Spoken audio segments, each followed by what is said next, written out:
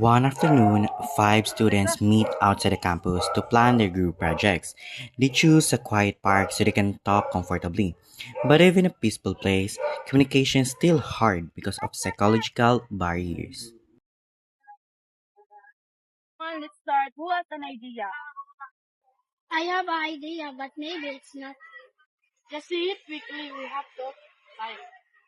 What if we choose the wrong topic? What if we fail? We're worrying too much. Well, guys, what is video? Ayan, please focus. This is so slow. Why is no one talking? Shout, it makes me nervous. I don't want to share. You might laugh at me. Don't worry, we won't judge you. It doesn't matter. We're going to turn it away. Why is this so hard? We can't even talk properly.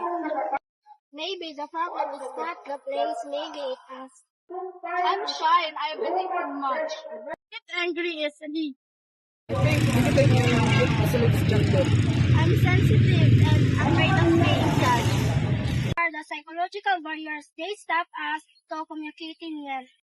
Then let's change our attitude. New rule. Listen, respect, and be patient. I'll be more patient. I put my phone away. I'll try to speak more. Harry, what's your idea? Maybe we can do a role play for our presentation. The students learn that psychological barriers are not about the place, but about fear, anger, and negative thoughts. When they listen and support each other, communications becomes easier. Thank you for watching.